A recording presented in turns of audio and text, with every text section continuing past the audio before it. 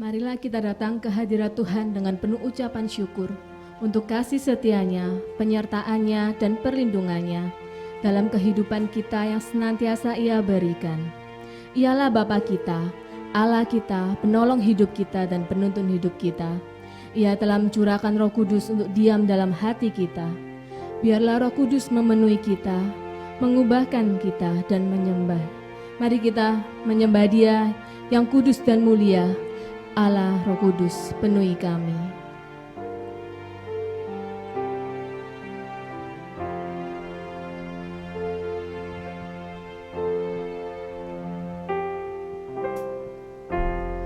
Allah Roh Kudus penuhi kami. Ku rindu Kau selalu dalam hidupku.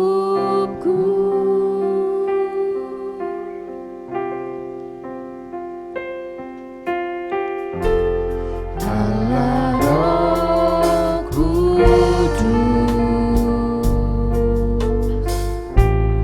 ubah hatiku,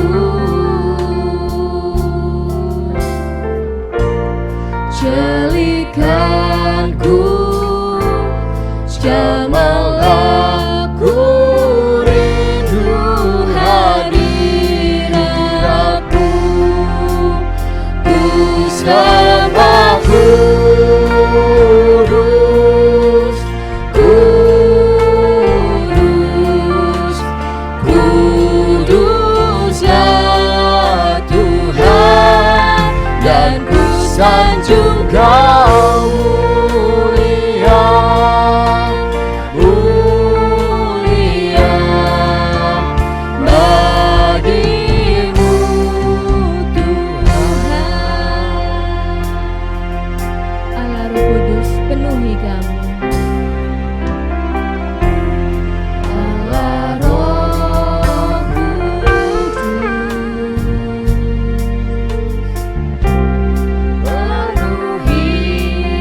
kami. Ku rindu Kau selalu dalam hidupku.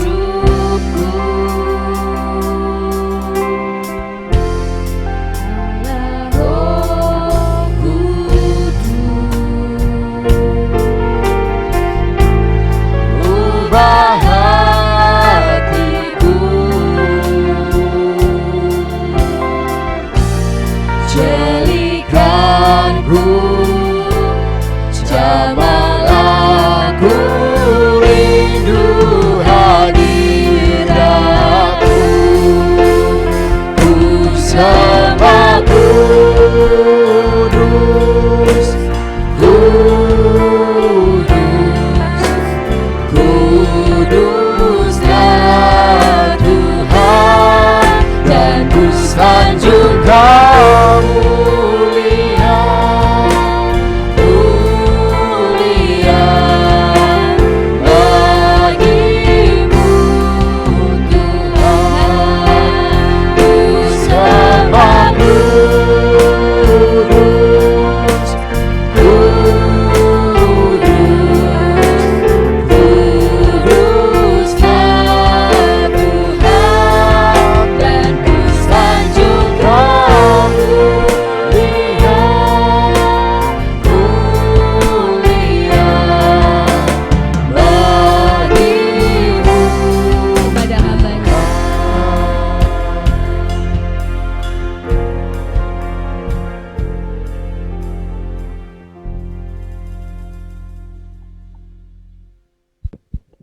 Mari jemaat Tuhan bangkit berdiri, kita memulai ibadah kita.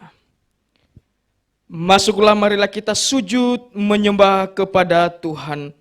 Berlutut di hadapan Tuhan yang menjadikan kita, sebab Dialah Allah kita dan kitalah umat gembalaannya dan kawanan domba tuntunan tangannya. Kebaktian kita pada pagi hari ini didirikan dan dimulai di dalam nama Allah Bapa, Allah Putra dan Allah Roh Kudus. Turunlah atas kita sekalian anugerah, berkat dan pertolongan dari Allah Tritunggal. Amin. Jemaat Tuhan dipersilakan duduk kembali.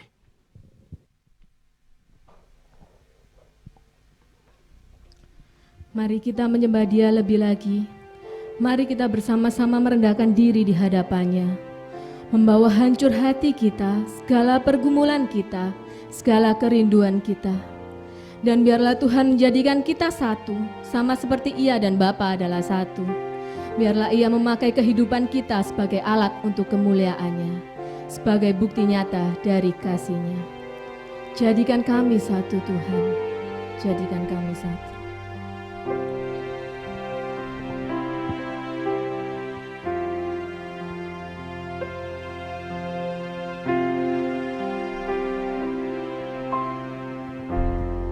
Kami rendahkan diri di hadapan-Mu,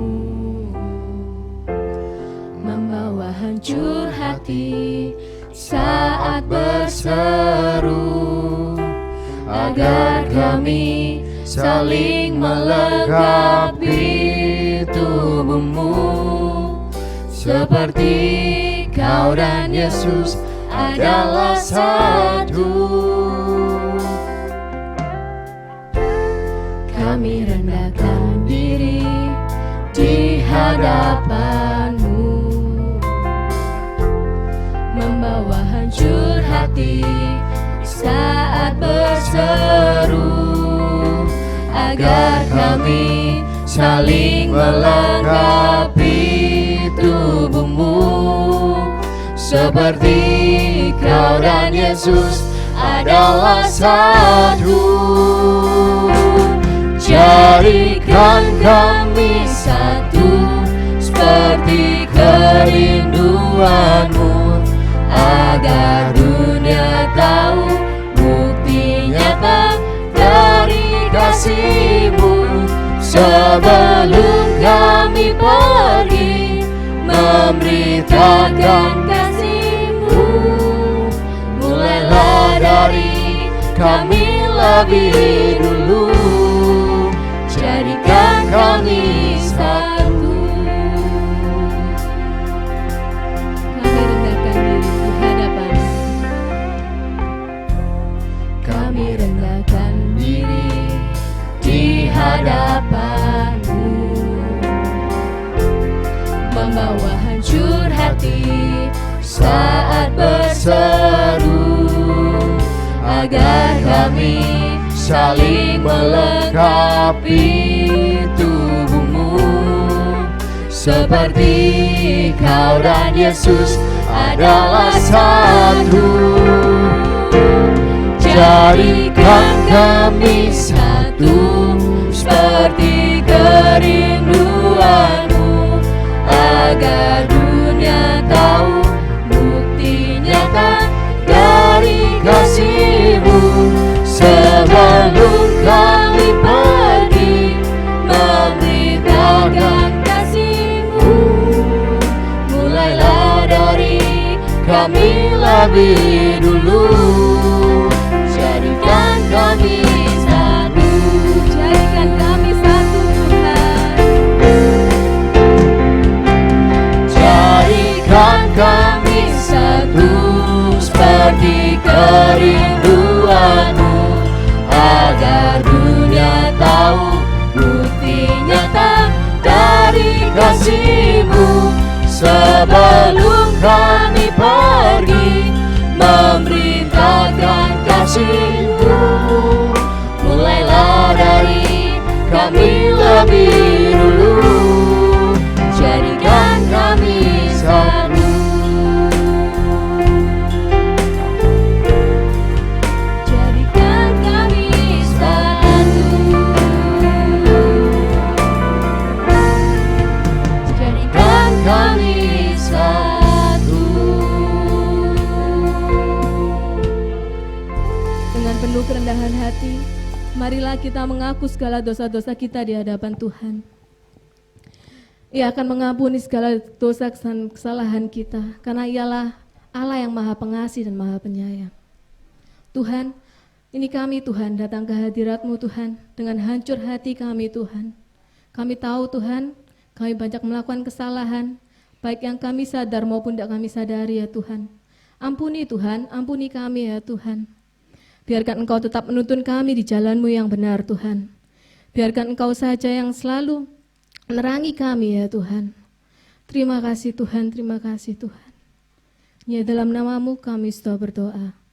Amin. Marilah jemaat Tuhan, kita terima berita anugerah. Berita anugerah diambil dari 1 Yohanes 1 ayat 8-9. Jika kita berkata bahwa kita tidak berdosa, maka kita menipu diri kita sendiri, dan kebenaran tidak ada di dalam kita. Jika kita mengaku dosa kita, maka Ia adalah setia dan adil, sehingga Ia akan mengampuni segala dosa kita dan menyucikan kita dari segala kejahatan. Amin. Shalom, selamat pagi. Saya undang jemaat untuk bangkit berdiri. Mari kita bersama-sama memuji Tuhan dengan penuh sukacita, karena Ia telah mencurahkan Roh Kudus untuk kita. Kita percaya bahwa Ia adalah Panglima kita. Amin. Oleh karena itu, mari kita bersiap maju, jangan lengah, dan gunakan semua senjata Allah. Mari kita menaikkan pujian api kemuliaan-Nya.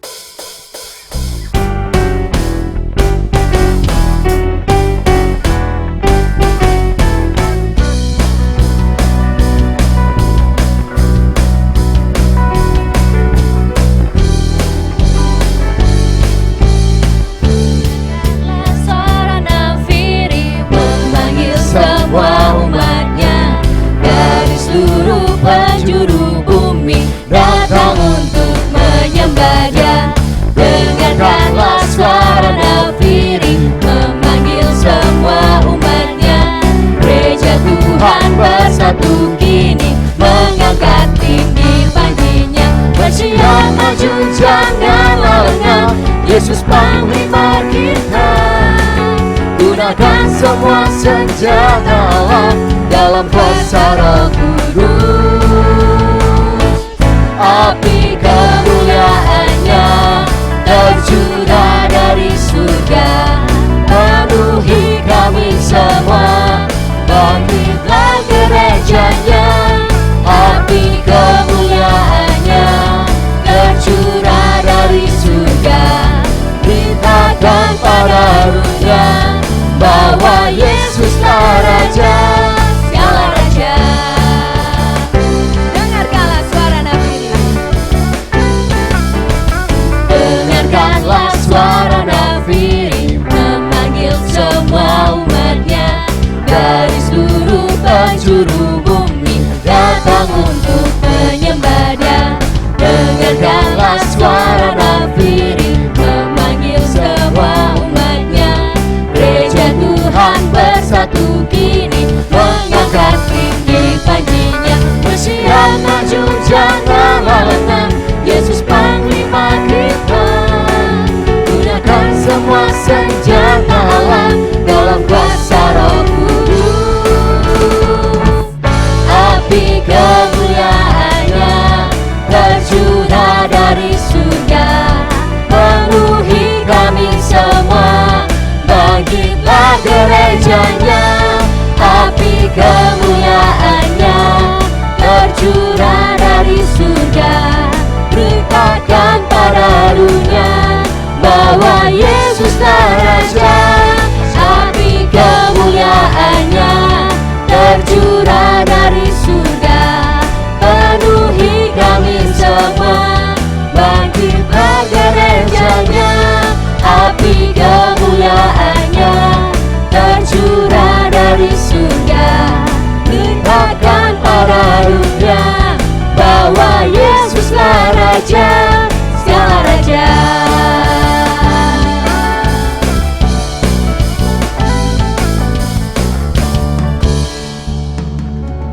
Ya Allah yang hidup, yang penuh dengan kasih, yang menebus kita dari segala dosa-dosa kita.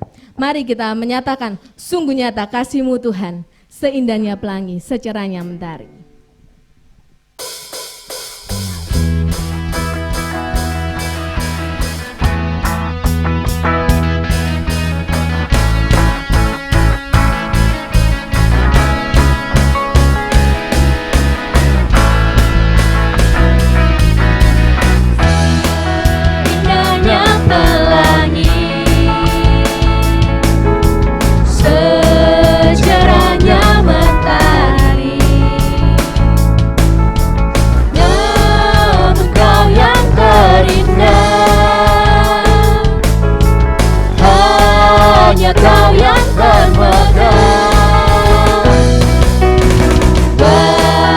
badai menghadang dan bumi pun bergoncang, namun Kau kan setia menjagaku selamanya. Sungguh nyata kasih-Mu di sepanjang hidupku, dengan darah-Mu Kau tebus dosaku.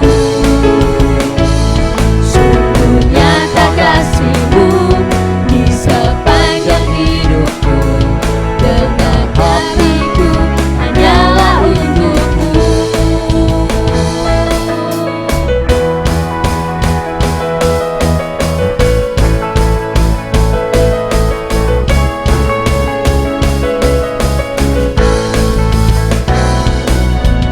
Seindahnya pelangi, secerahnya mentari, namun Kau yang terindah, hanya Kau yang terpendam. Walau badai menghadang dan bumi pun bergoncang, namun Kau yang setia menjagaku selamanya. Sungguh nyata kasih-Mu di sepanjang hidupku, dengan darah-Mu Kau tebus dosaku. Sungguh nyata kasih-Mu di sepanjang hidupku, segenap hatiku hanyalah untuk-Mu. Sungguh nyata kasih-Mu di sepanjang hidupku, dengan darah-Mu Kau tebus dosaku. Sungguh nyata kasih-Mu di sepanjang hidupku, segenap hatiku hanyalah untuk-Mu. Segenap hatiku hanyalah untuk-Mu. Segenap hatiku hanyalah untuk-Mu. Ya, puji nama Tuhan. Jemaat dipersilakan duduk. Tiba saatnya kita akan mendengarkan kebenaran firman Tuhan. Mari kita siapkan hati kita. Biarkan Roh Kudus mengalir, memenuhi, menjamah hati kita. Mari kita menaikkan pujian, bawa aku lebih dalam untuk masuk dalam hadirat-Mu.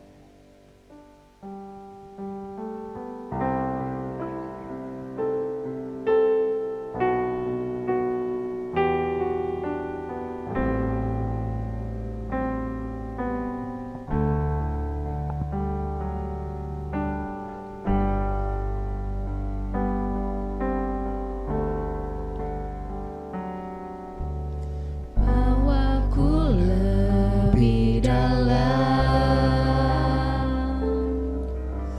masuk dalam hadirat-Mu. Lebih lagi menikmati kemuliaan-Mu. Penuhiku Roh Kudus. Penuhiku Roh Kudus, dengan kuasa urapan-Mu. Lebih lagi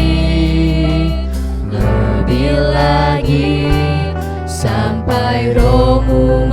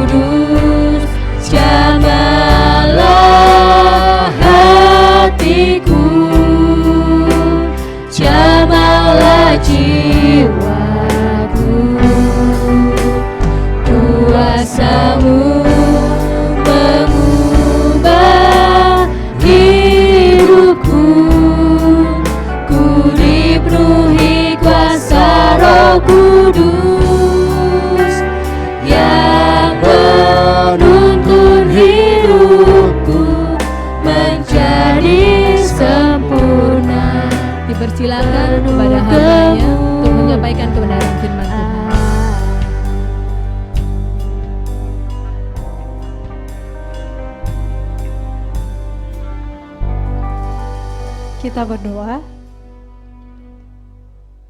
Allah Bapa kami yang bertata dalam kerajaan surga, pada pagi hari ini kami percaya bahwa juga Tuhan Allah Roh Kudus yang akan memimpin setiap kami untuk mengerti, memahami akan setiap kebenaran firman-Mu.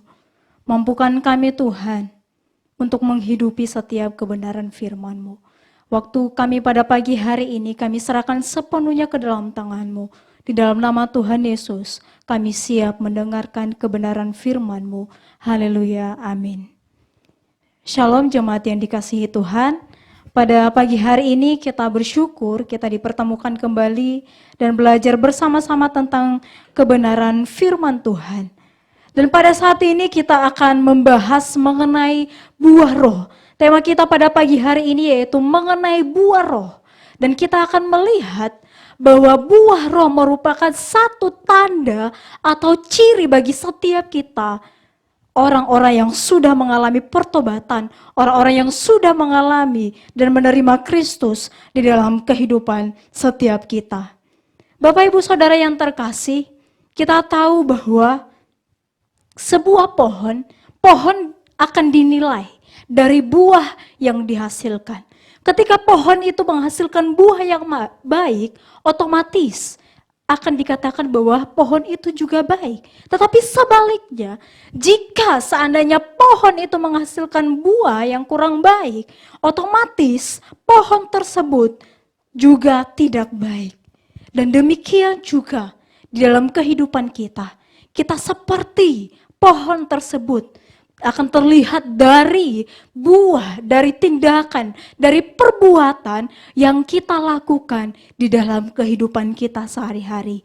Saya mengingatkan kita kembali bahwa ciri atau tanda kehidupan orang-orang percaya adalah terlihat dari perbuatannya sehari-hari. Karena dari buah roh itu lah yang merupakan tanda atau ciri di dalam kehidupan seseorang yang sudah mengalami pertobatan sejati. Dan seseorang yang sudah mengalami pertobatan dan menerima Kristus di dalam kehidupannya dengan penuh kesungguhan hati, otomatis juga akan menghasilkan buah yang baik. Akan menghasilkan rupa-rupa yang diinginkan oleh Kristus di dalam kehidupan kita sebagai umat percaya. Tetapi juga sebaliknya, jika kita belum mengalami pertobatan yang sungguh-sungguh, kita belum menerima Kristus dengan penuh kesungguhan hati, otomatis juga kita akan menghasilkan hal-hal yang buruk di dalam kehidupan kita. Mungkin kadangkala kita mengatakan saya sudah menerima Kristus, saya adalah orang Kristen. Tetapi perbuatan kita, tindakan yang kita lakukan seringkali menjadi batu sandungan bagi orang-orang di sekeliling kita. Dan itu juga mencemarkan bukan diri kita sendiri, tetapi Allah yang kita sembah. Jadi pada pagi hari ini kita diingatkan kembali bagaimana sesungguhnya kita hidup sebagai orang-orang percaya, orang-orang yang sudah diselamatkan. Memang tidak mudah, tetapi itu adalah konsekuensi yang harus kita terima dan harus kita jalani di dalam kehidupan kita sebagai orang percaya. Di dalam Matius 3 ayat ke-8 dikatakan, jadi hasilkanlah buah yang sesuai dengan pertobatan itu.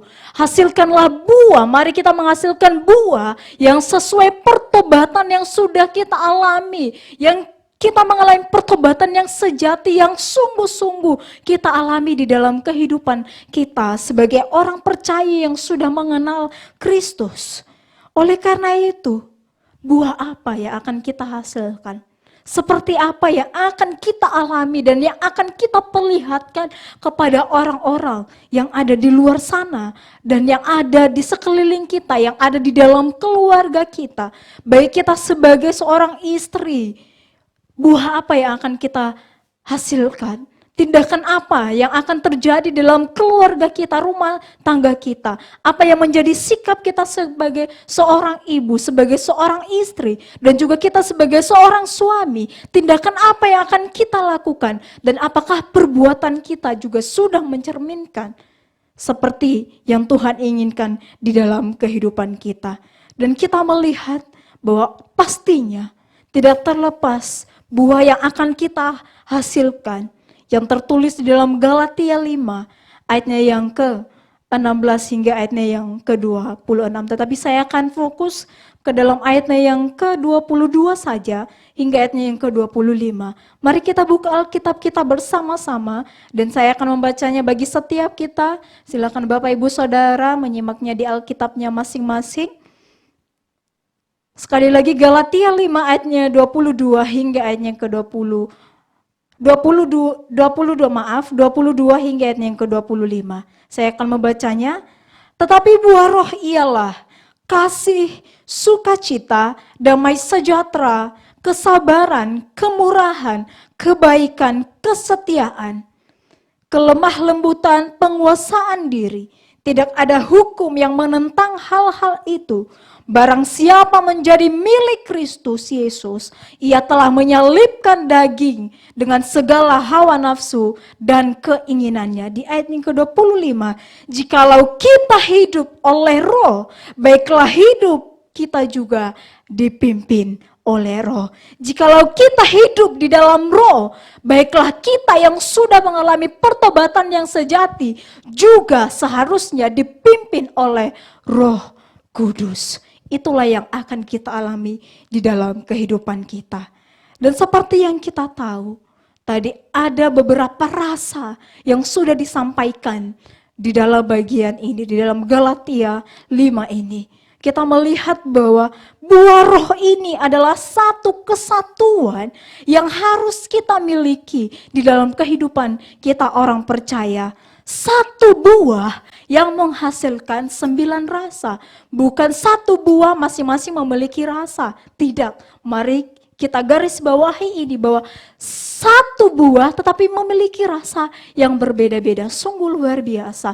Bukan di dalam satu pohon tersebut memiliki buah yang banyak dan juga masing-masing memiliki rasanya tersendiri, tidak. Tetapi di dalam pohon tersebut memiliki buah yang banyak tetapi rasanya juga sama. Di dalam satu buah tersebut ada 9 rasa.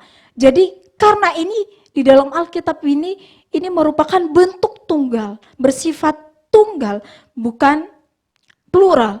Jadi satu buah diwujudkan dalam 9 kualitas yang berbeda-beda di dalam kehidupan kita sebagai orang-orang percaya. Jadi satu buah menghasilkan 9 rasa di dalam kehidupan kita sebagai orang percaya.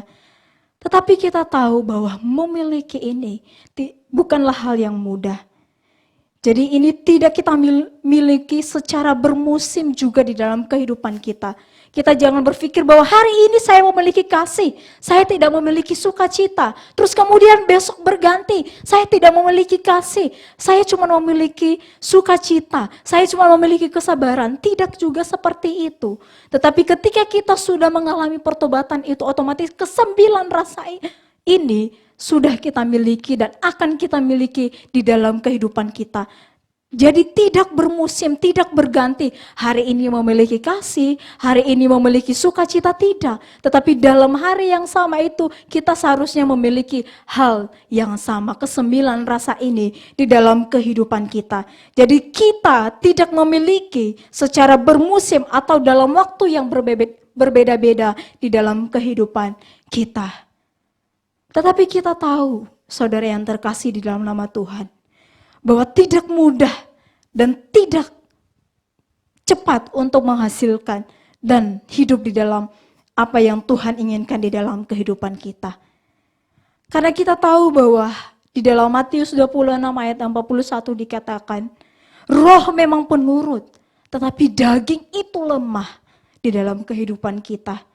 Namun satu hal yang harus kita ingat di dalam kehidupan kita sebagai orang percaya, bahwa kita hidup ketika kita mengalami pertobatan yang sejati di dalam kehidupan kita. Kita hidup bukan lagi milik diri kita sendiri. Kita hidup bukan untuk diri kita sendiri. Tetapi ketika sudah menerima Kristus dalam kehidupan kita dengan penuh kesungguhan hati, kita juga pada saat itu lebih mengutamakan apa yang Tuhan mau di dalam kehidupan kita, bukan apa yang saya mau dan yang saya inginkan. Tetapi apa yang Tuhan mau, itulah yang menjadi utama di dalam kehidupan kita. Mengutamakan yang Tuhan mau. Meskipun kadangkala apa yang kita mau dan apa yang Tuhan inginkan di dalam kehidupan kita kadangkala tidak seperti apa yang kita mau. Tetapi inilah keharusan dan konsekuensi yang harus kita terima sebagai umat percaya, sebagai murid Kristus. Kita harus mengutamakan apa yang Tuhan inginkan di dalam kehidupan kita. Meskipun tidak kita inginkan, meskipun hal itu tidak menyenangkan hati kita, tetapi karena kita sudah menjadi milik Kristus, karena kita sudah ditebus oleh Kristus, bahkan mungkin lebih kasarnya kita sudah dibeli oleh Kristus, dan pada saat itu juga kita telah menjadi miliknya. Berarti apa yang Tuhan mau, kita harus melakukannya terlebih dahulu di dalam kehidupan kita. Mengutamakan yang Tuhan mau, karena kita sudah menjadi miliknya. Tetapi kita tidak perlu takut, karena kita sudah menjadi milik Kristus. Maka ketika kita sudah menjadi milik Kristus, otomatis juga Roh Kudus-Nya lah yang akan memimpin setiap kita untuk hidup serupa dengan apa yang Tuhan inginkan di dalam kehidupan kita. Sehingga kita menghasilkan kesembilan rasa itu. Sehingga kita menghasilkan buah yang Tuhan inginkan di dalam kehidupan kita, yang merupakan tanda dan ciri sebagai orang-orang yang sudah menerima Kristus di dalam kehidupannya. Jadi untuk mengalami ini semua, untuk hidup lebih serupa dengan apa yang Tuhan inginkan, untuk hidup berbuah seperti yang tertulis di dalam Galatia 5 ayat 22 hingga ayat ke-25 ini, juga bukanlah hal yang mudah. Tetapi akan ada beberapa hal yang akan kita alami untuk terus hidup berbuah di dalam kehidupan kita. Yaitu hal yang pertama yang akan kita alami, yaitu pasti adanya proses yang terjadi di dalam kehidupan kita sebagai orang percaya. Kembali saya katakan bahwa tidak dalam waktu yang singkat akan kita menghasilkan hal yang Tuhan inginkan di dalam kehidupan kita. Tetapi ada proses yang akan terus kita lewati di dalam kehidupan kita lepas pribadi. Kita akan mengalami dari waktu ke waktu, sehingga dari waktu ke waktu itu akan terlihat apakah kita adalah orang-orang yang sudah benar-benar menerima Kristus melalui dan kehidupan kita sehari-hari. Yang pertama adalah proses. Dari sini kita melihat bahwa orang yang sudah hidup di dalam Kristus otomatis juga memiliki hidup yang berbeda dengan orang-orang yang belum menerima Kristus di dalam kehidupannya. Tindakan orang-orang yang sudah menerima Kristus otomatis juga berbeda sebelum ia menerima Kristus di dalam kehidupannya. Dan kita menyadari bahwa hidupnya bukan lagi milik kita sendiri, melainkan hidup kita adalah milik Kristus. Oleh karena itu Bapak Ibu Saudara yang terkasih, menghasilkan buah bukan lagi sebuah pilihan bagi setiap kita. Bukan lagi sebuah pilihan yang harus kita pilih, tetapi melainkan konsekuensi kita sebagai orang percaya, konsekuensi kita sebagai orang-orang yang sudah mengalami pertobatan, yang sudah menjadi milik Kristus untuk hidup berbuah. Misalkan, contohnya di dalam kehidupan kita sehari-hari, yaitu salah satu rasa yang disampaikan pada bagian itu yaitu mengenai kasih. Dalam hal ini mengenai kasih, mengasihi bukan lagi satu pilihan yang harus kita pilih. Jika kita mengatakan bahwa itu adalah satu pilihan, bisa saja kita tidak mengasihi. Bisa saja, karena kenapa? Itu adalah satu pilihan. Otomatis ketika ada pilihan, bisa kita mengasihi dan juga kita bisa memilih untuk tidak mengasihi. Tetapi tidak seperti itu, tidak demikian. Jika kita mengasihi masih menjadi pilihan bagi setiap kita, maka bisa saja kita menolak untuk mengasihi, memilih untuk tidak mengasihi. Bahkan mungkin kadangkala situasi hati kita mempengaruhi apa dan tindakan yang kita lakukan di dalam kehidupan kita. Kadangkala mood atau situasi hati yang kita miliki mempengaruhi apakah kita mempengaruhi tindakan apa yang akan kita lakukan. Mempengaruhi apakah saya mengasihi. Oh, saya tidak mengasihi dia. Saya tidak mampu mengasihi dia karena dia sudah berbuat jahat kepada saya. Ingat, ketika kita sudah mengalami kasih Kristus di dalam kehidupan kita, apapun yang kita alami, rasa sakit yang mungkin begitu berat dan yang sangat sulit kita alami di dalam kehidupan kita, maka kita akan tetap dan mampu mengampuninya.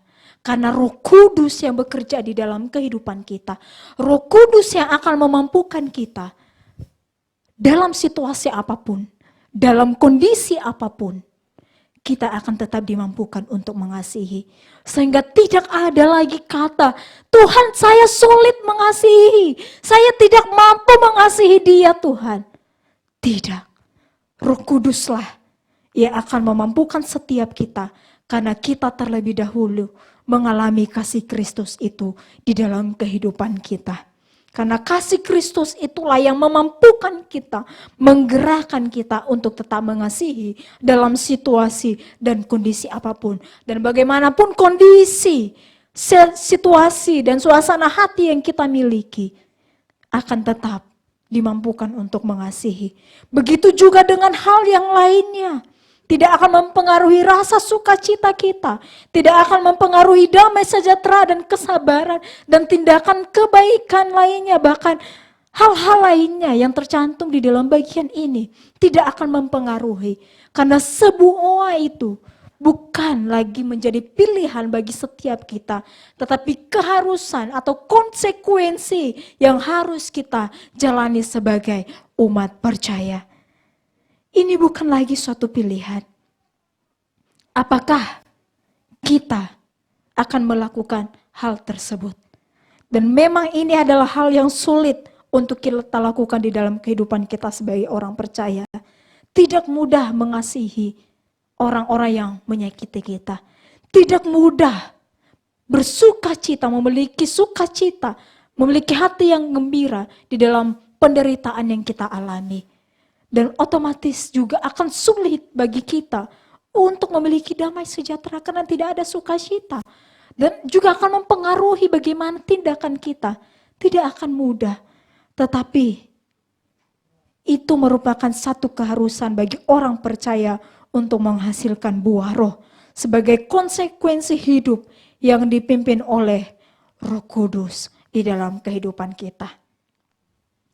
Bapak Ibu Saudara yang terkasih, terlebih di dalam situasi yang kita alami pada saat ini. Terlebih pada waktu sekarang ini dalam situasi yang kita alami. Mungkin kita mengalami krisis. Mungkin kita mengalami penderitaan. Mungkin kita di PHK. Kita memikirkan apa yang akan kita lakukan. Mengenai kebutuhan sehari-hari yang akan kita miliki ke depannya. Akibat atau dampak dari COVID-19 ini. Tetapi kita jangan melihat hal yang buruknya saja. Bukankah dari situasi ini juga, dalam penderitaan ini, dalam krisis yang kita alami pada saat ini, bukankah ini juga menguji setiap kita sebagai umat percaya untuk tetap menghasilkan buah. Dalam situasi seperti inilah akan diuji setiap kita. Akan terlihat siapakah orang yang sudah dan yang benar-benar dan sungguh-sungguh mengalami pertobatan itu di dalam kehidupannya. Dan ketika mengalami pertobatan, otomatis juga akan mengalami pengharapan, memiliki pengharapan. Sehingga dalam situasi dan penderitaan yang kita alami pada saat ini, kita akan tetap menghasilkan buah dan tetap memiliki pengharapan di dalam Kristus.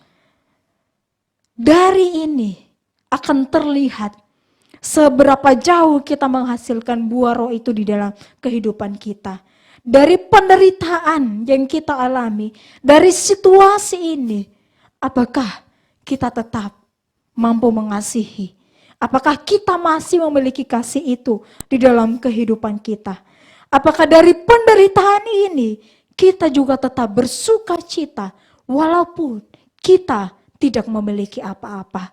Bukan kekayaan, bukan harta benda yang akan memberikan sukacita itu di dalam kehidupan kita. Kita ingat janda yang memberikan persembahannya sebanyak 2 peser. Itu adalah harta yang seluruhnya yang ia miliki. Tetapi saya yakin ketika ia sudah mengalami pertobatan itu dan menerima Kristus dalam kehidupannya. Dan ketika ia memberikan segala harta bendanya itu. Dan saya yakin karena itu adalah seluruh harta yang ia miliki. Dan ketika ia memberikannya, ia tidak memiliki apa-apa lagi. Saya yakin ia juga setelah memberikan itu dengan penuh sukacita. Ia memiliki damai sejahtera yang begitu luar biasa. Karena ia yakin bahwa ia memberikan semuanya itu untuk kemuliaan Tuhan. Bahwa juga Roh Kudus yang akan terus memelihara kehidupannya. Roh Kudus yang akan terus memberikan sukacita itu. Walaupun di tengah kesusahan yang ia alami. Dan demikian pula setiap kita pada saat ini. Penderitaan kita tidak akan pernah mempengaruhi sukacita yang kita miliki. Walaupun kita tidak memiliki apa-apa. Walaupun kita banyak memikirkan hal yang lain. Tetapi marilah kita tetap mengandalkan Roh Kudus itu dalam kehidupan kita. Sehingga memampukan kita untuk tetap bersuka cita. Dan dari sukacita itu akan tetap ada damai sejahtera di dalam kehidupan kita. Dan dari sukacita itu ada damai sejahtera dan juga ada kesabaran, kemurahan, kebaikan, kesetiaan, kelemah lembutan dan penguasaan diri di dalam kehidupan kita. Jadi kembali saya ingatkan bahwa itu tidak akan mempengaruhi kehidupan kita ketika kita menerima Kristus di dalam kehidupan kita.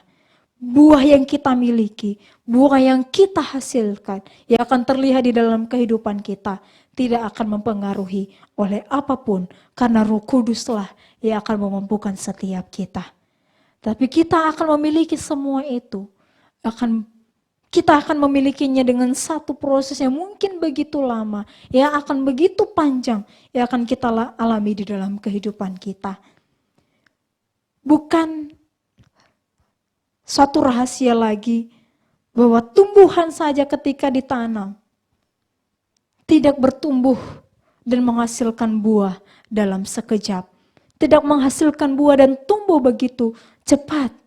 Tetapi pastinya memiliki proses yang begitu panjang.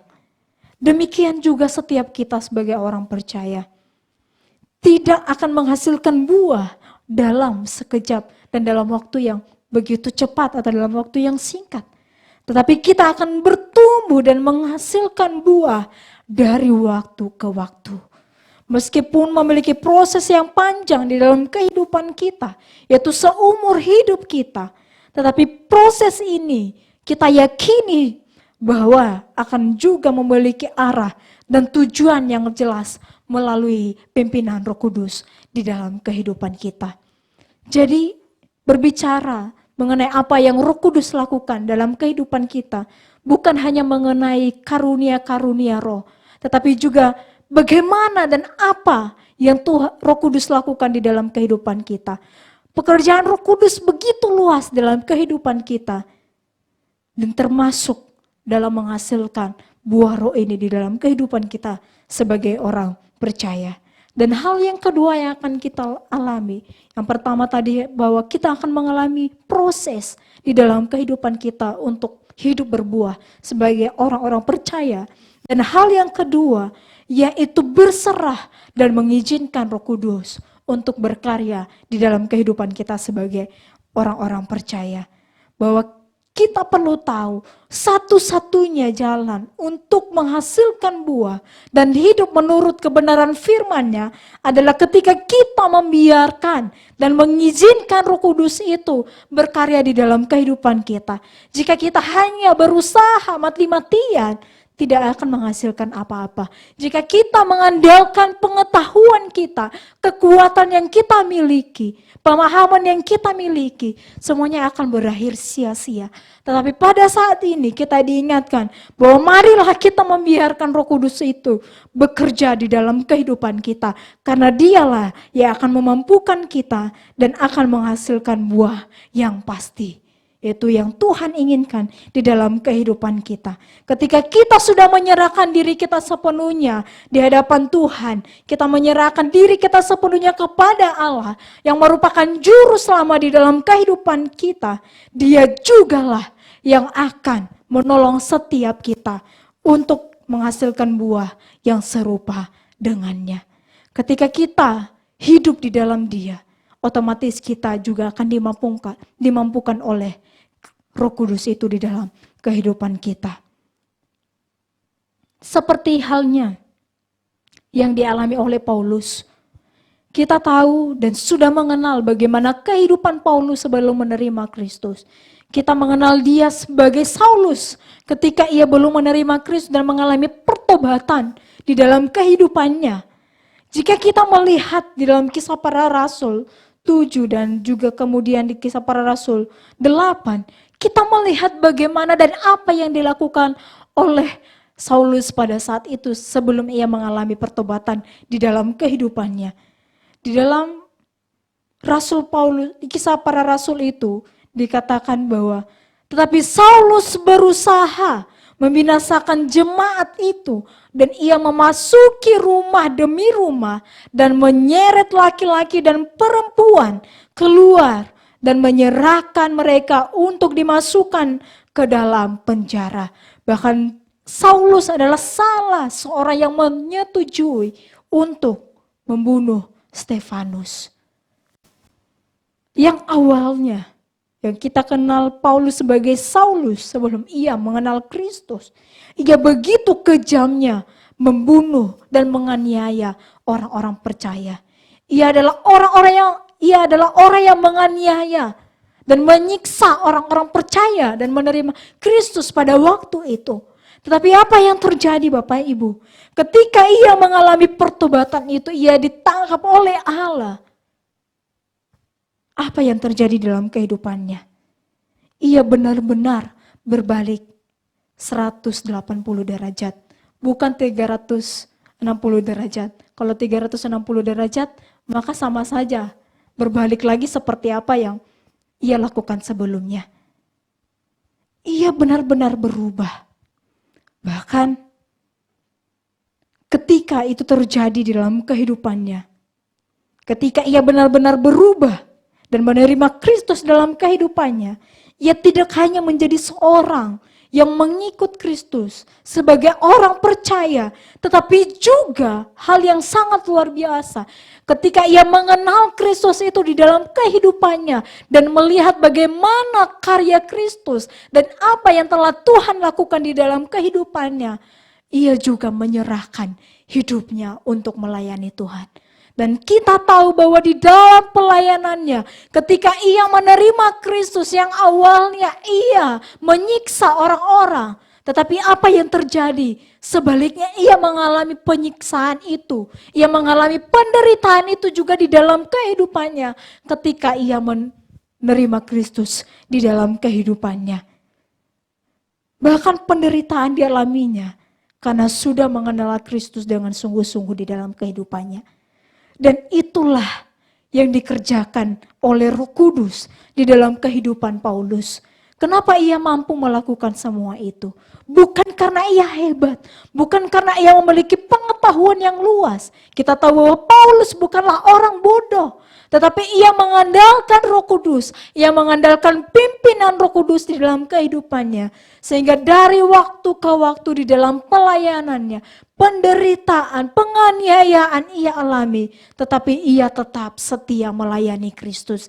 Ia tetap bersuka cita, bahkan menjadi berkat bagi orang-orang percaya pada saat itu. Di tengah-tengah penderitaan yang ia alami, ia tetap mampu memberikan penguatan kepada orang-orang yang ada di sekelilingnya, kepada jemaat-jemaat yang ia layani pada saat itu. Tetapi bagaimana setiap kita? Apakah di tengah penderitaan yang kita alami, mampukah kita juga memberikan kekuatan, penguatan bagi orang-orang di sekeliling kita? Ini membuktikan, sikap yang kita lakukan membuktikan, apakah kita sudah benar-benar menerima Kristus dan mengalami dan mengerti apa yang sudah Tuhan lakukan di dalam kehidupan kita secara pribadi. Dan saya yakin bahwa Roh Kudus yang bekerja di dalam kehidupan Paulus juga akan bekerja juga di dalam kehidupan kita. Juga akan memampukan setiap kita untuk tetap hidup, berbuah di dalam Tuhan. Seperti yang Ia inginkan di dalam kehidupan kita sehari-hari.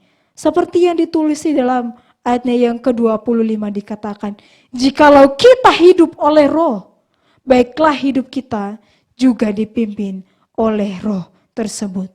Karena itu akan menjadi sia-sia jika kita terus berusaha tanpa menyerahkan, berserah diri ke dalam tangan Roh Kudus, tanpa membiarkan Roh Kudus memimpin kita dan memampukan kita untuk serupa dan segambar dengan Allah. Akan menjadi sia-sia jika kita hanya berusaha dengan kekuatan yang kita miliki. Tetapi mari kita terus mengandalkan Roh Kudus itu. Namun pertanyaannya di dalam kehidupan kita, apakah saya dan saudara sekalian sudah benar-benar menyerahkan diri dan bergantung sepenuhnya kepada Allah? Karena dari Dialah kita memulai kehidupan kita. Karena dari Dia jugalah pertumbuhan itu menurut kasih karunia yang akan Tuhan berikan di dalam kehidupan kita. Karena kita hidup dari Dia, karena kita memulai kehidupan kita dari Kristus, maka Roh Kudusnya dari Tuhan jugalah yang akan memampukan kita untuk terus bertumbuh, untuk terus berbuah menurut apa yang Tuhan inginkan di dalam kehidupan kita. Yang menjadi kesimpulannya bagi setiap kita pada saat ini, perlu kita tahu bahwa kita sebagai orang-orang percaya, saya dan Bapak Ibu Saudara, kita adalah seperti surat yang terbuka ketika kita ada di dunia ini. Kita seperti surat terbuka yang akan dibaca oleh orang-orang di sekeliling kita. Yang akan dibaca oleh orang-orang yang bergaul dengan kita. Karena mengapa? Bahwa dalam tindakan-tindakan kita, mereka akan menilai bagaimana kehidupan kita, dari sikap kita, dari perbuatan kita, dari tutur kata kita. Itu adalah surat terbuka yang akan kita berikan, yang akan kita perlihatkan kepada orang-orang yang ada di sekeliling kita. Karena kita tahu bahwa tidak seorang pun yang akan bisa menyembunyikan tindakannya. Tidak seorang pun yang akan mampu menyembunyikan perbuatan yang akan ia lakukan di dalam kehidupannya. Karena perbuatan-perbuatan kita akan mencerminkan dan akan menceritakan siapa diri kita yang sesungguhnya. Bahkan bukan diri kita saja, itu juga akan menggambarkan dan mereka akan menilai bagaimana Kristus yang kita sembah selama ini. Bertumbuh, berbuah, dan menjadi saksi Kristus di dunia ini lewat sikap kita, lewat perbuatan kita, karena kita seperti surat terbuka yang ada di dunia ini. Karena dari situlah kita akan mencerminkan, dari situlah kita akan menceritakan bagaimana diri kita yang sesungguhnya, bagaimana iman yang kita miliki sesungguhnya. Marilah kita terus memohon supaya Roh Kudus memampukan kita untuk terus menghasilkan buah yang baik. Mari kita terus melekat kepada sang pokok itu. Ketika kita terus melekat kepada Allah, otomatis buah yang akan kita hasilkan juga akan serupa dengan Dia. Tidak seperti orang-orang yang jauh daripada Allah yang otomatis akan juga menghasilkan buah yang buruk. Tapi Tuhan mengingatkan kita pada pagi hari ini, marilah kita menyerahkan diri kita untuk terus bertumbuh, untuk terus berbuah, ada dua hal yang akan kita alami, yaitu akan terus terjadi proses itu di dalam kehidupan kita. Dan ketika kita mengalami proses itu, mari dengan penuh kesungguhan hati, kita menyerahkan seluruh kehidupan kita pada pimpinan Roh Kudus. Amin. Mari kita berdoa. Allah Bapa kami yang bertata di dalam kerajaan surga, pada pagi hari ini kami bersyukur Tuhan. Kami diingatkan kembali bagaimana kami sesungguhnya hidup sebagai orang-orang yang sudah menerima Kristus, yang sudah mengalami pertobatan yang sejati di dalam kehidupan kami. Karena lewat tutur kata kami, karena lewat sikap kami, lewat tindakan dan perbuatan yang kami miliki, akan menceritakan dan akan mencerminkan siapa diri kami yang sesungguhnya Tuhan. Dan ampuni kami Tuhan, jika selama ini kami hidup jauh daripada Engkau. Mungkin kami sering mempermalukan Engkau lewat perbuatan kami. Tetapi pada pagi hari ini Tuhan, kami dengan penuh kerendahan hati, kesungguhan hati, supaya Engkau memampukan kami untuk terus hidup menurut kebenaran firman-Mu dan menghasilkan buah yang Tuhan inginkan di dalam kehidupan kami. Biarlah Roh Kudus-Mu yang terus berkarya dan memimpin setiap kami. Di dalam nama Tuhan Yesus, kami telah berdoa dan mengucap syukur. Haleluya. Amin. Bapak Ibu Jemaat, kami undang untuk bangkit berdiri. Mari bersama dengan gereja segala abad kita mengikrarkan pengakuan iman rasuli. Pengakuan iman rasuli. Aku percaya kepada Allah, Bapa yang Maha Kuasa, Khalik langit dan bumi, dan kepada Yesus Kristus, anak yang tunggal Tuhan kita, yang dikandung daripada Roh Kudus, lahir dari anak darah Maria, yang menderita sengsara di bawah pemerintahan Pontius Pilatus, disalibkan, mati dan dikuburkan, turun ke dalam kerajaan maut. Pada hari yang ketiga, bangkit pula dari antara orang mati, naik ke surga, duduk di sebelah kanan Allah, Bapa yang Maha Kuasa, dan dari sana ia akan datang untuk menghakimi orang hidup dan yang mati. Aku percaya kepada Roh Kudus, gereja yang kudus dan am, persekutuan orang kudus, pengampunan dosa, kebangkitan orang mati, dan hidup yang kekal. Dipersilakan duduk kembali, mari bersama-sama kita berdoa bersyafaat. Bapa yang dalam surga, kami mengucap syukur Tuhan, kami boleh memuji Engkau, kami boleh menyembah Engkau, bahkan kami boleh mendengarkan firman-Mu Tuhan. Firman-Mu yang begitu indah Bapa, menguatkan setiap kami, bahwa kami harus hidup dalam roh Bapa, dan biarkan hidup kami dipimpin oleh roh Tuhan. Biarkan kami Tuhan sebagai orang percaya tidak menjadi batu sandungan untuk sesama kami Tuhan. Tetapi Tuhan kami boleh Tuhan melalui hidup kami Tuhan kami boleh mencerminkan kasih Tuhan. Biarkan hidup kami semakin berbuah Bapa. Dan biarkan juga Tuhan kami Tuhan dapat semakin mengasihi Tuhan sesama kami Bapa. Bapa kami berdoa Tuhan untuk keluarga kami. Kami berdoa untuk teman kami. Kami berdoa untuk sahabat kami. Kami berdoa untuk lingkungan rumah kami. Kami berdoa untuk lingkungan gereja kami. Kami berdoa untuk kota Surabaya. Kami berdoa untuk negara kami Indonesia Bapa dalam menghadapi wabah COVID-19 ini Tuhan. Kiranya Tuhan hidup kami Tuhan. Kami boleh Tuhan dengan hikmat Tuhan. Boleh melalui virus COVID-19 ini Tuhan. Biarkan kami Tuhan sebagai orang percaya kami bisa menjaga diri kami Tuhan. Kami gak bandel Tuhan tapi kami boleh patuh. Kami boleh Tuhan mengendalikan hidup kami sehingga kami juga tidak tertular Bapa. Berkati setiap tenaga medis Bapa yang berada di garis depan Tuhan untuk menghadapi wabah virus ini Tuhan. Kau juga berkati setiap aparat negara Tuhan, baik kepolisian Tuhan maupun aparat-aparat lain Tuhan yang bertugas mengendalikan negara ini Tuhan. Kami juga berdoa Tuhan untuk keresahan yang akhir-akhir ini muncul Tuhan, di mana dikabarkan kejahatan yang semakin meningkat Bapa. Kami berdoa Tuhan, kami mohon penyertaan-Mu Tuhan. Jauhkan setiap kami Tuhan dari kejahatan tersebut Bapa, dan juga kami berdoa Tuhan untuk para pelaku-pelaku kejahatan Bapa. Kau ketok hatinya Tuhan. Biarkanlah Tuhan negara kami ini Tuhan boleh menjadi negara yang menjadi seperti sebelumnya Bapa.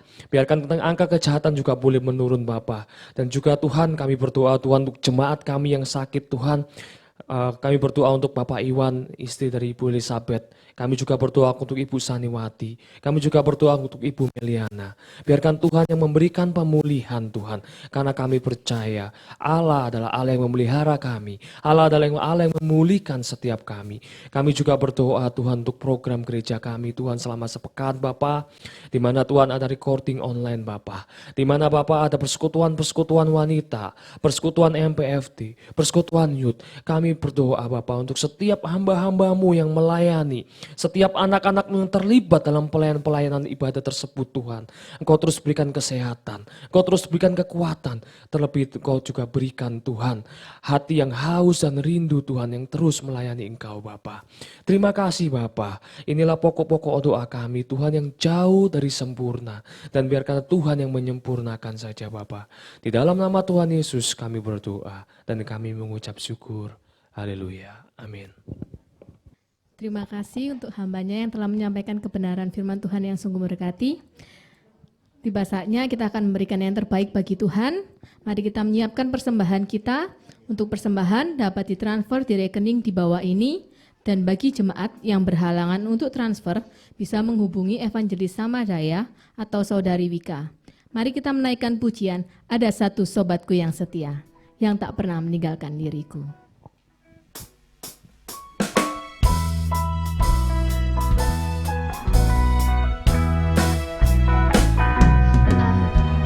Satu sobatku yang setia, tak pernah dia tinggalkan diriku. Di waktu aku susah, waktuku sendirian, dia selalu menemani diriku. Namanya Yesus, namanya Yesus, nama Yesus yang menghibur hatiku. Namanya Yesus, namanya Yesus, nama Yesus yang menghibur hatiku. Ada satu sobatku yang setia, tak pernah dia tinggalkan diriku. Di waktu aku susah, waktuku sendirian, dia selalu menemani diriku. Namanya Yesus, namanya Yesus, nama Yesus yang menghibur hatiku. Namanya Yesus, namanya Yesus, nama Yesus yang menghibur hatiku. Saya undang jemaat untuk bangkit berdiri. Sebelum kita mengakhiri ibadah kita, marilah kita menaikkan pujian. Jadikan aku Tuhan bait sucimu, yang kudus, dan mezbah doamu bagi keselamatan bangsaku. Karena Engkau saja yang telah memilihku. Jadikan aku bait sucimu, yang kudus dan yang tiada bercela. Jadikan aku mezbah doamu bagi keselamatan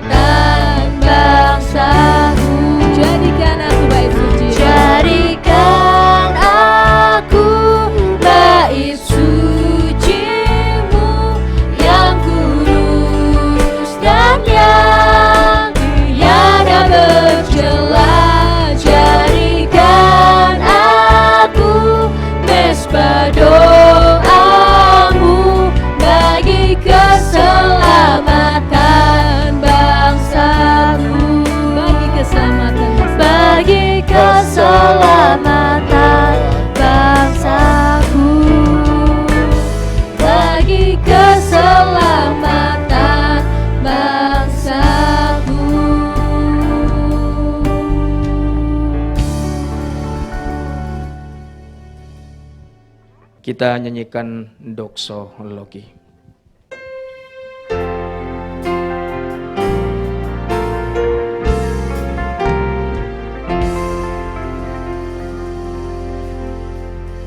Puji Allah Bapa Putra, puji Allah Roh Kudus,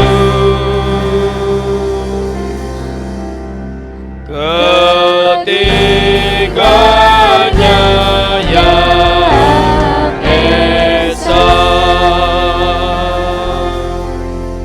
Pohon selamat sumber berkat. Amin.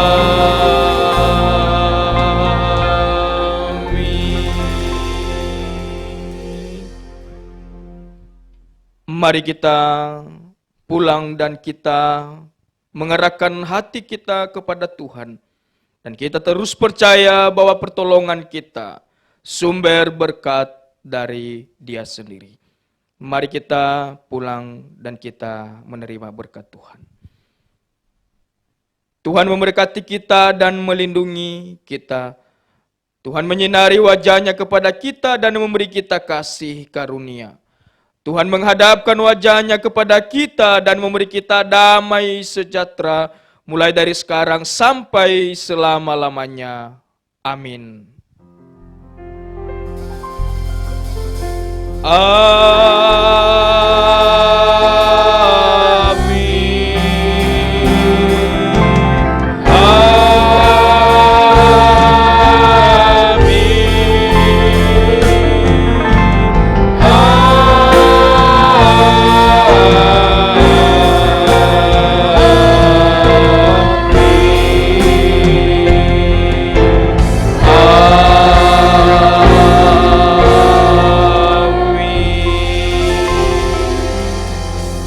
Silakan duduk, ibadah kita selesai, doa teduh Tuhan Yesus memberkati. Mari kita mendengarkan warta jemaat. Segenap hamba Tuhan, majelis dan jemaat mengucapkan terima kasih untuk pelayanan kita pada hari ini, dan juga kembali diingatkan untuk pengumuman ibadah sepekan tetap berjalan melalui media Zoom, dan juga nanti ada ibadah umum juga melalui YouTube. Kita terus berdoa supaya kita tetap sehat dan tetap dilindungi oleh Tuhan. Sekian yang bisa kami wartakan. Tuhan Yesus memberkati.